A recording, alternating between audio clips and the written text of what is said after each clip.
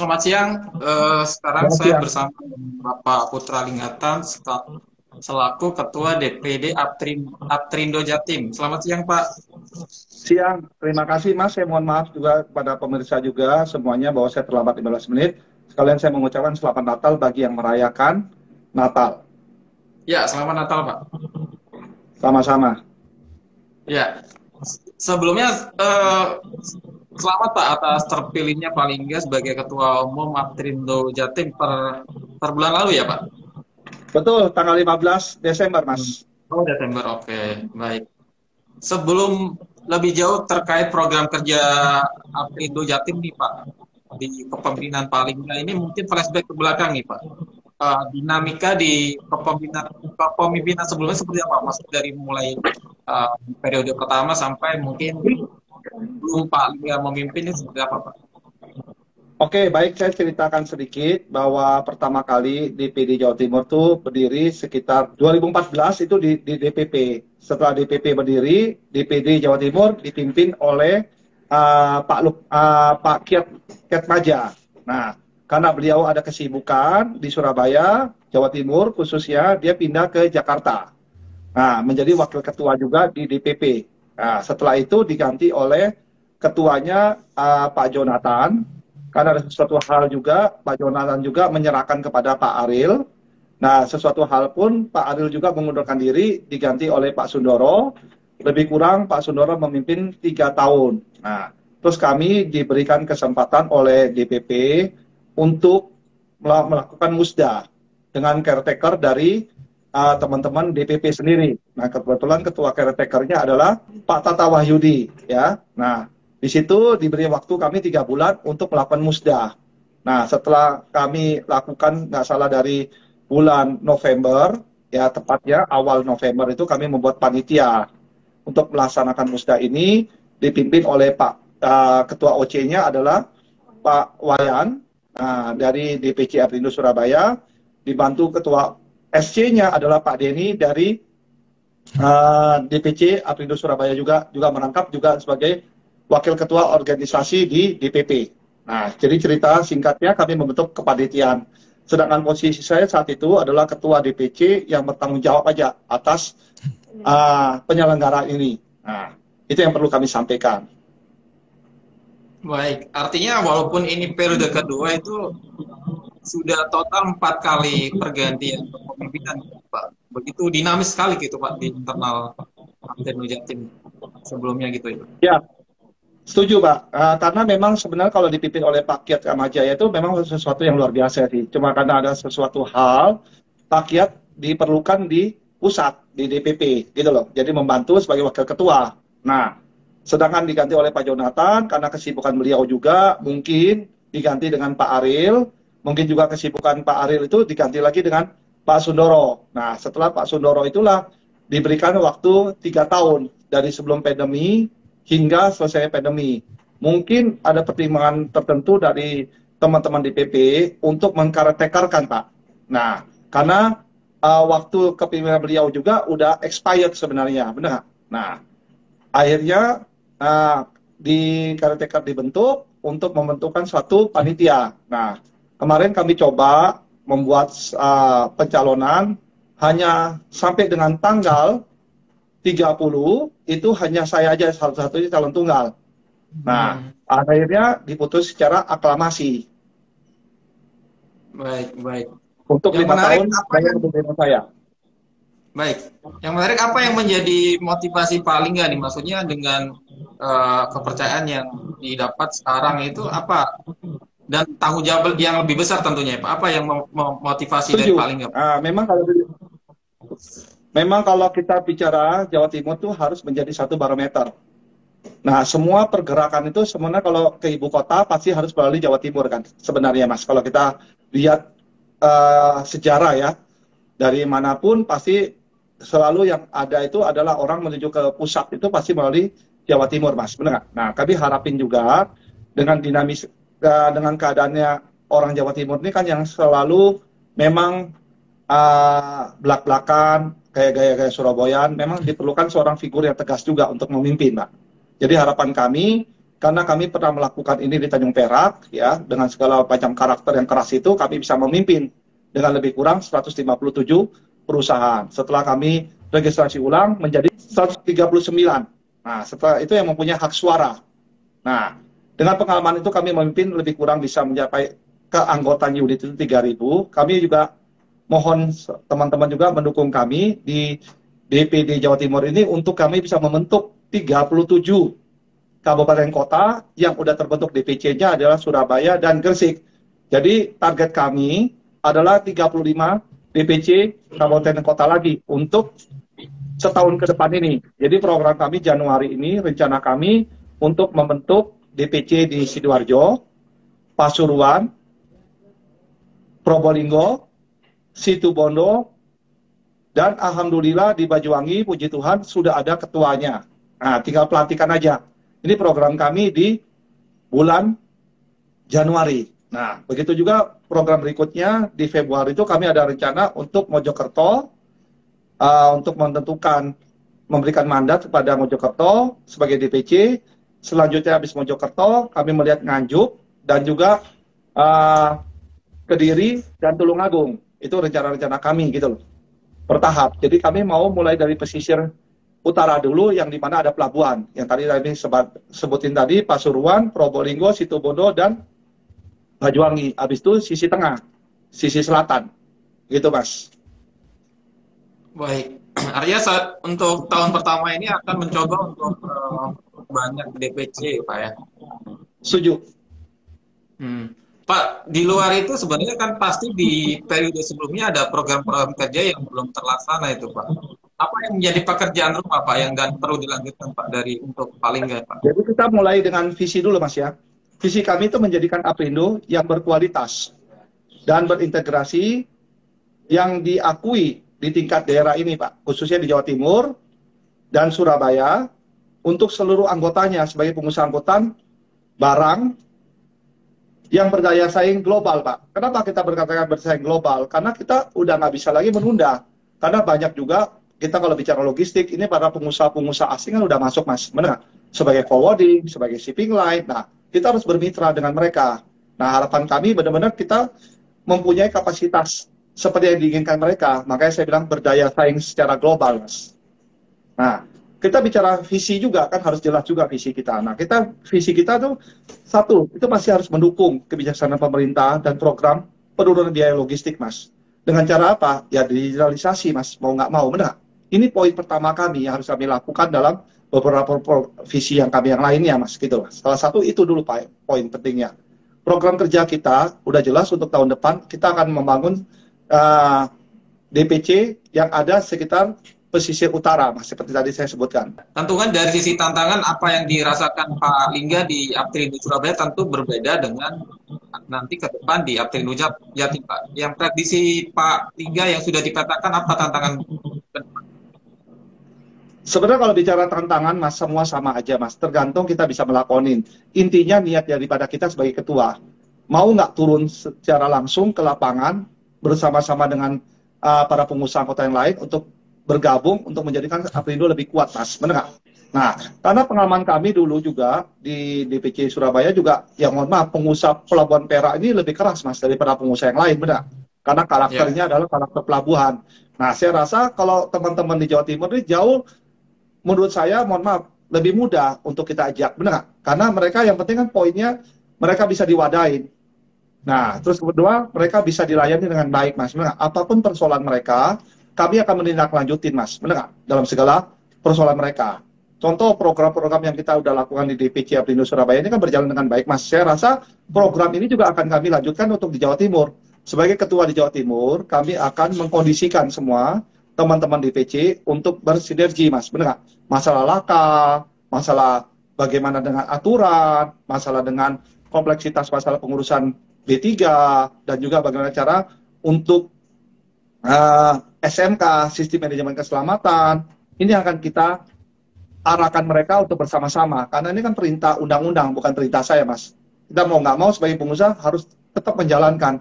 Apalagi di tahun depan ini 1 Januari udah berlaku sistem adalah tidak adanya odol, Mas. Overdimensi maupun overload. Nah, ini yang kita harus sama-sama memastikan bahwa ini harus berjalan pemerintah punya program, Mas. Kami 100% Jawa Timur akan mendukung, Mas, yang bergabung di Aprindo. Baik, Pak, bisa disebutkan lagi program kerja yang sudah dilakukan di Aprindo Surabaya, apa saja Pak yang nanti dilanjutkan di Aprindo Jatim ke depan, Pak? Oke, jadi program kerja kami itu untuk 2022, 2027, satu itu Aprindo sebagai kemitraan strategis dengan pemerintah daerah dan stakeholder. Contoh sekarang yang kita lakukan ini bagaimana sih tentang masalah subsidi. Karena plat kuning itu kan di Jawa Timur diberikan, khususnya seluruh Indonesia juga saya rasa diberikan oleh pemerintah setempat untuk memberikan keringanan pajak. Dalam arti pajak kendaraannya, Pak. Nah, biasa plat kuning itu diberikan diskon sampai 40%. Nah, syaratnya adalah mempunyai rekomendasi dari teman-teman dari Disub Provinsi, Mas. Karena di sepeda memberikan kewenangan itu pada Disub. Nah, artinya gini, jangan sampai kendaraan plat kuning ini disalahgunakan. Artinya perorangan itu membentuk plat kuning, padahal dia tidak punya izin usaha, Mas. Nah, harusnya sekarang teman-teman di sub itu melihat siapa sih pemiliknya, perusahaan, PT, berbadan hukum, atau koperasi, karena itu yang diberikan, Mas. Nah, jelas untuk perorangan ke depan, saya rasa tidak akan diberikan lagi, Mas. Karena mereka akan susah untuk membayar pajak PPh-nya, Mas, pajak penghasilan daripada biaya angkutnya, Mas.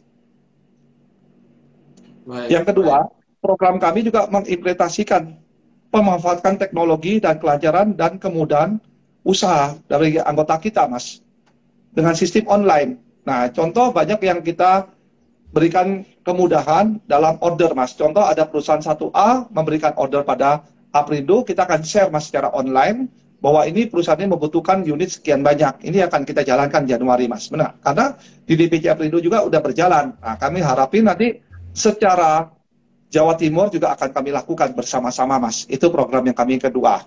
Yang ketiga, kami membangun, menciptakan layanan, Mas, ya toh, yang seperti memadvokasi mereka, Mas. Karena bentuk ini adalah komitmen kami, di mana para supir dan juga para pengusaha ini sering berhadapan dengan hukum, Mas. Sebenarnya kembali lagi, bukan mereka melanggar hukum, tapi mereka tidak tahu, akhirnya mereka melanggar. Contoh, masalah bahwa seluruh pengusaha truk itu harus kalau mempunyai garasi dan mempunyai bengkel, seharusnya mempunyai namanya TPS, Mas, tempat penampungan sementara yang sah, benar nggak? Yang artinya yang diizinkan oleh pemerintah yang mempunyai titik koordinat. Nah, karena banyak pengusaha angkutan ini yang istilahnya nggak pernah mau tahu bahwa ini adalah pelanggaran, bukan adalah suatu pelanggaran, Mas.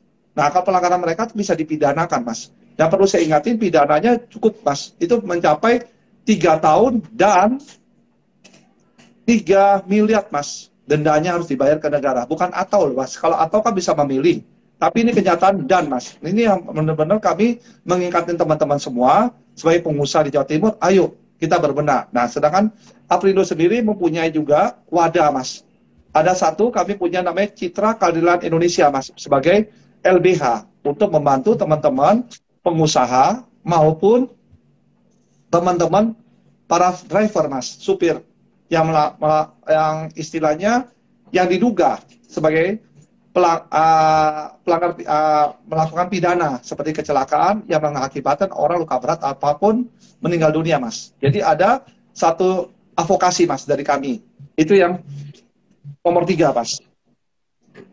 Begitu juga tentang yang nomor 4, memfasilitasi anggota kita melaksanakan sertifikasi, Mas.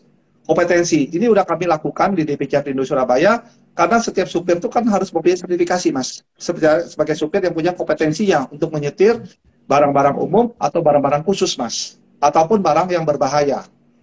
Yang berikutnya, kami juga membuat peningkatan sinergi pelaksanaan program modal yang tadi saya bilang. Karena kami satu-satunya Aprindo Jawa Timur, khususnya kami di sini, Surabaya, udah menerapin zero odol. Artinya kami udah sepakat, Mas, benar, dengan pemerintah untuk menjalankan semua ini.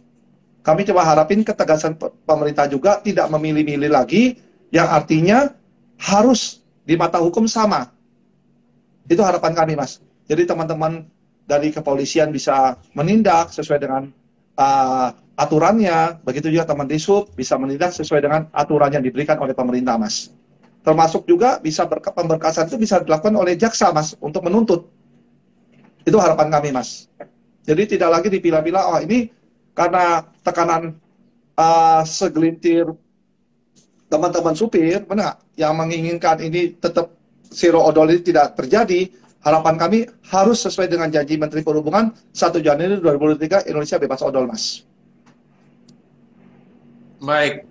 Artinya di internal Aprindo Jatim sudah satu suara Pak ya untuk per 1 Januari nanti ya Pak? Kalau kami di DPC udah satu suara, Mas, benar. Tapi di DPD ini kan kami sekarang dalam tahap barusan nih, Mas. Maka kami menghimbau lagi. Saya nggak tahu dulu ketua-ketua lama bagaimana apa yang dia lakukan. Tapi di ketuaan yang baru saya ini, saya akan pastikan bahwa teman-teman ayo bersama-sama. Karena menurut pengalaman kami, tidak ada satupun yang dirugikan, Mas. Artinya anggota ini kalau menjalankan semua aturan, pasti anggota itu menurut saya akan happy dan akan maksimal dalam usahanya, Mas. Karena salah satu overdimensi itu adalah penyebab daripada kecelakaan, Mas. Itu salah satu, Mas, faktornya, Mas. Bayangin aja, mobil yang kapasitasnya contohnya harus dimuat dengan 14 ton atau 20 ton atau berapapun dipaksa berlebihan, Mas. Bagaimana daya cengkeraman remnya, Pak? Pasti akan nggak nututin. Kedua, kalau muatannya berat, bagaimana waktu tanjakannya? Nah, akan membuat mobil itu juga tidak ada kemampuan untuk menanjak, gitu, Mas. Ya, kesiapan dari Aprindo Jatim Pak jelang 1 Januari ini apakah sudah ada pertemuan dengan di Jatim atau Polda misalnya? Ya, kami sendiri intinya selalu mempunyai inisiatif, Pak. Contoh kemarin barusan kami sampaikan juga waktu dibuka oleh Pak Kadisub, bahwa kami juga sampaikan bahwa kami di Surabaya khususnya sudah siap melaksanakan semua perintah undang-undang. Baik. Artinya ketika nanti ada pertemuan pasti dari Aprindo Jatim bisa memberi masukan ya Pak? Pasti Pak, kami selalu dimintakan masukan-masukan, kami selalu memberikan masukan yang artinya bukan kami menolak, kami selalu memberikan masukan yang seimbang, Mas. Artinya bahwa kami mendukung. Ya, apa upaya dari Aprindo Jatim misalnya untuk mengkomunikasi ke teman-teman driver atau pengusaha tracking yang tidak tergabung dengan Aprindo untuk bisa memahami kondisinya gitu Pak? Makanya kami sebagai Asosiasi Pengusaha Truk di Jawa Timur, kami cuma hanya bisa menghimbau mereka dengan wawancara seperti ini, ataupun dengan tulisan-tulisan kami yang kami berbagi dengan teman-teman dalam media sosial, maupun dengan teman-teman daripada surat kabar, untuk mengingati mereka bahwa pelanggaran yang mereka lakukan sangat-sangat merugikan mereka sendiri. Nah, artinya ayo kita kembali sesuai dengan aturan, pasti kita lebih nyaman dan lebih kecil risiko daripada laka lantasnya. Karena laka lantas itu dimulai dengan kelalaian, Pak. Nah, kelalaian itu bisa dari pengusahanya tidak tertib secara hukum, maupun kelalaian oleh para supir yang tidak punya kompetensi dalam menyetir, Pak. Baik. Kalau ada ketakutan dari pengusaha tracking lain yang ketika ini diterapkan akan membuat tarif angkut menjadi 3 kali lipat, itu apakah berlebihan, Pak? Sebenarnya gini, sebenarnya kalau bisa dikembalikan sesuai dengan fungsi kendaraan itu masing-masing, itu kan jauh sebenarnya menguntungkan dengan harga angkut yang tinggi, Pak. Bagi kami, Pak. Saya rasa inflasi biarlah terjadi, karena selama ini kan juga inflasi selalu terjadi di daerah yang komplit, kan, Mas? Benar. Nah, contoh, kita bicara di Jawa Timur, dulu harga soto itu 8.000, sekarang harga soto nggak bisa 8.000 lagi, Pak. Mungkin udah 15.000. Atau yang dulu 10.000, sekarang menjadi 20.000. Kan udah inflasi 100%, Mas. Nah, kalau angkutan itu berinflasi sampai 30% kan masih wajar-wajar saja, Mas, benar? Karena selama ini kami sebagai transporter itu sangat dirugikan, Pak. Yang selalu diuntungkan adalah pemilik barangnya, Pak. Mendapat transportasi yang murah, merusak ke jalan negara, merusakin kendaraan kami juga, Pak. Baik. Mungkin karena faktor yang berdekatan dengan kenaikan BBM yang terjadi September lalu, Pak, yang membuat keberatan dari teman-teman tracking lain. Nah, sekarang kita mau berani nggak melakukan ini, apa kita terus mau jadi korban?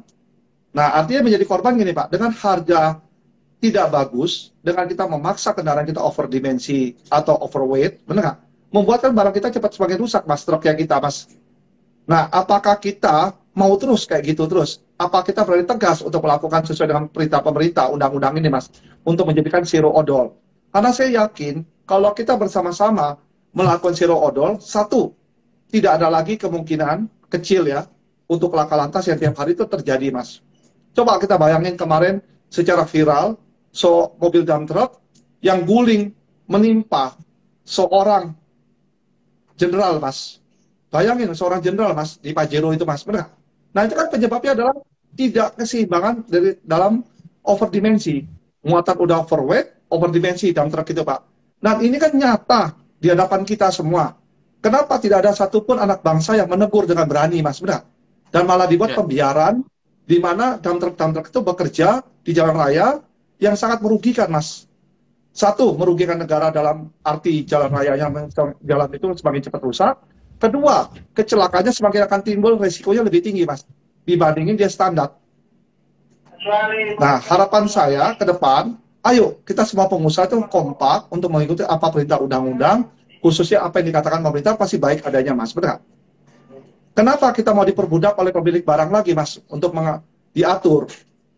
Kalau masalah rezeki, saya yakin Tuhan sudah mengatur semua rezeki, Mas. Benar? Ya. Cuma keserakahan manusia menjadi kapitalis saja. Ya, betul, Pak. Kembali soal update soal pasca kenaikan BBM itu, apakah sudah Pak Trindo sendiri sudah tidak ada masalah dengan penyelenggaraan barang, Pak? Nah, sebenarnya kalau bilang tidak ada masalah, pasti ada masalah, Mas. Karena pemilik barang masih menekan pada pemilik tracking itu untuk mengikuti harga yang diinginkan pada mereka. Karena kembali lagi, Mas, karena keserakan perut aja manusia ini tidak mau bertahan bersama-sama dengan tegas, Mas. Nah, satu sisi malah teman-teman bukan menaikin, Mas. Dengan alasan perutnya, dia malah menurunin harga, Mas. Makanya untuk ke depan, saya yakin lebih mengeri lagi laka lantas ya, Mas. Karena banyak pengusaha tidak bisa memberikan spare part yang genuine. Karena dengan harga angkut yang begitu murah, ini laka lantasnya akan timbul, akan semakin banyak, Mas. Karena perawatan mobilnya tidak dilakukan dengan baik dengan sistem SMK, Mas. Karena kalau dengan sistem SMK, pasti cost-nya ada, Mas. Ada biaya perawatan kan, Mas. Benar kan? Makanya kami berharap teman-teman semua perorangan, ayo bergabung dalam asosiasi. Biar ada manfaat yang ada dapat secara informasi, Mas. Benar kan? Ya, artinya sampai hari ini untuk penyesuaian tarif di angkut barang ini dari pasca efek BBM ini belum tercapai ya, maksudnya dari 25% itu belum sepenuhnya menerapkan ya, Pak?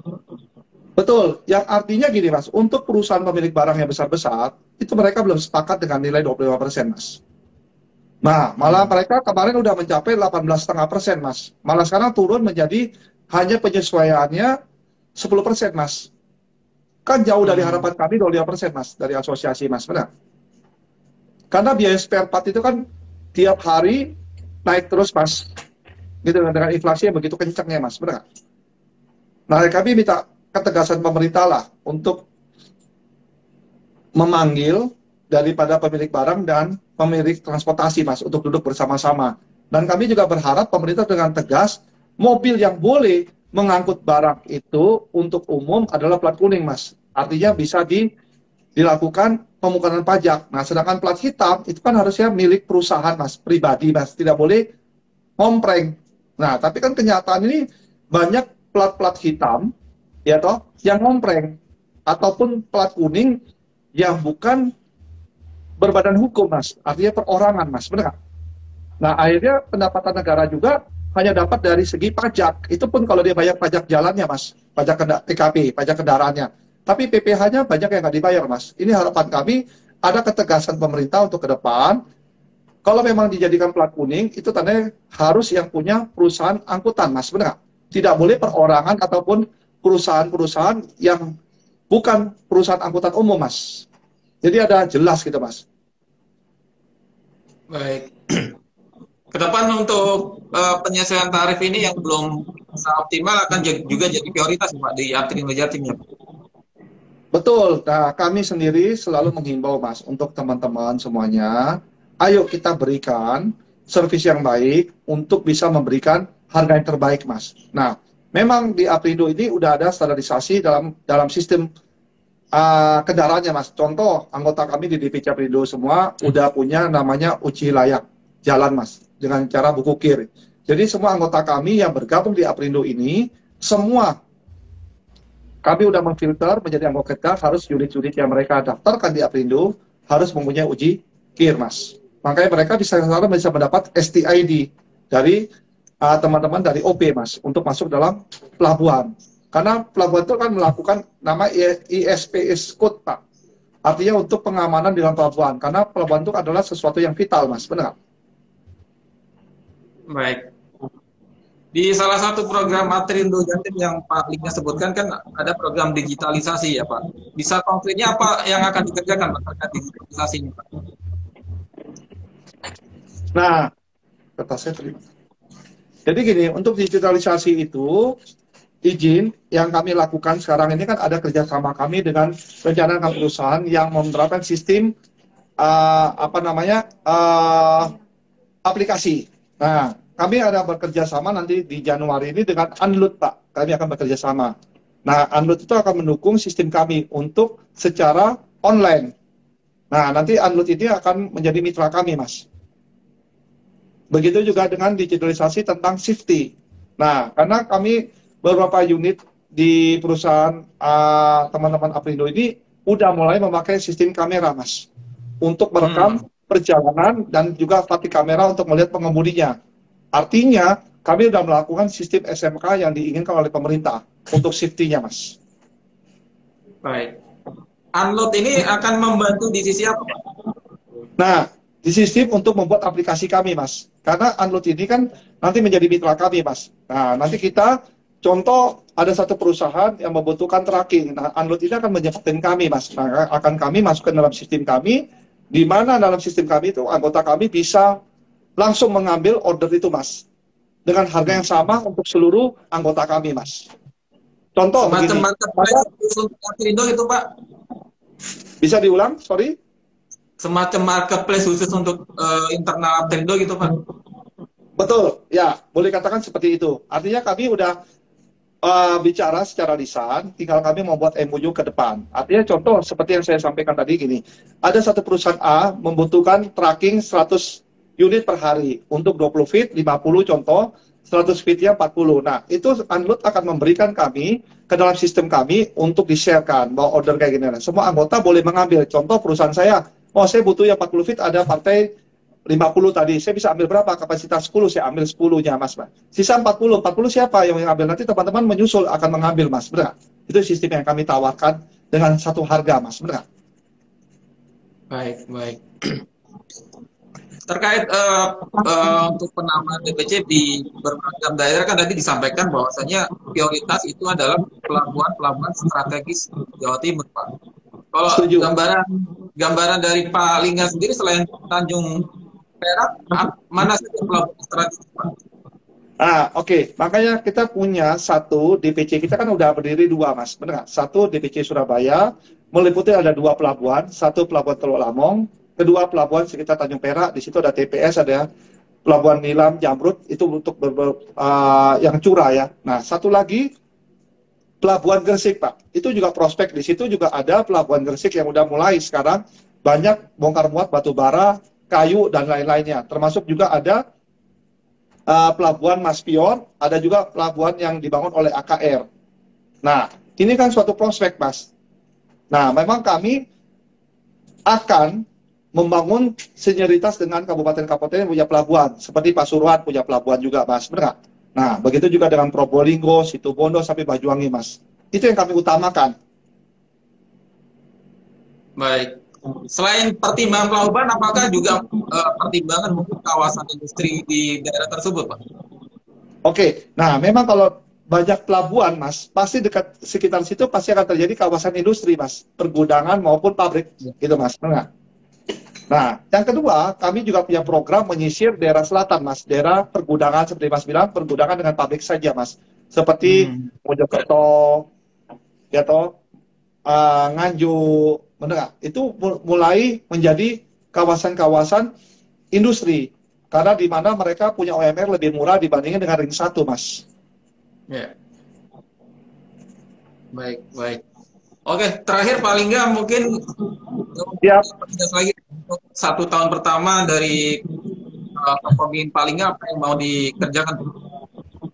Nah, seperti tadi kami sampaikan di depan, program kami untuk tahun depan ini kita harus membangun DPC yang udah harus kita pastikan adalah satu, Sidoarjo, karena mendomplang wilayah Surabaya.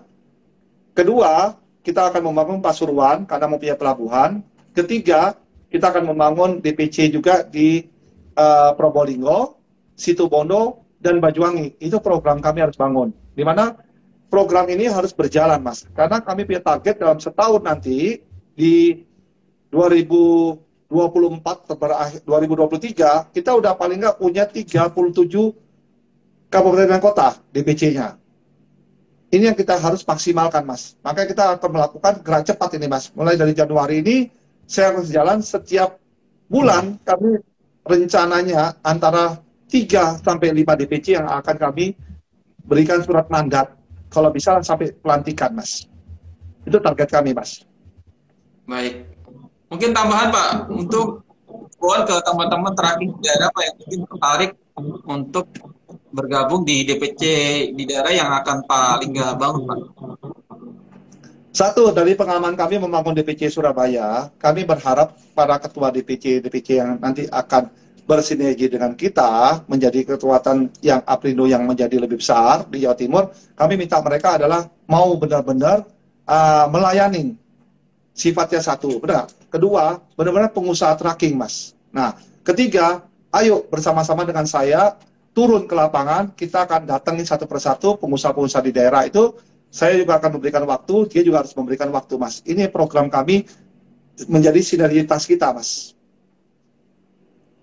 Baik, Pak Lingga, terima kasih untuk waktunya. Semoga forum ini bisa menjadi sosialisasi ya Pak, program kerja dari. Kami berharap, sekali lagi harapan kami untuk semua teman-teman mungkin yang mendengar menjadi pengusaha angkutan di Jawa Timur, ayo bersama-sama dengan kami menjadikan APRindo lebih kuat dan lebih besar di Jawa Timur, dan apapun permasalahan Anda bisa kita selesaikan bersama-sama jika kita mau diskusikan hal tersebut. Pak Lingga, sukses untuk APRindo Jatim dan teman-teman di sana, Pak. Terima kasih kembali atas waktu yang diberikan pada hari ini. Sekali lagi kami mohon maaf pada sesuatu kata-kata kami yang tidak pas atau apapun, kami sekali minta maaf, dan kami akan mengucapkan nanti untuk ke depan selamat tahun baru, karena beberapa hari lagi udah tahun baru. Terima kasih, ya, Mas. Selamat tahun baru, Pak. Terima kasih, Pak Lingga.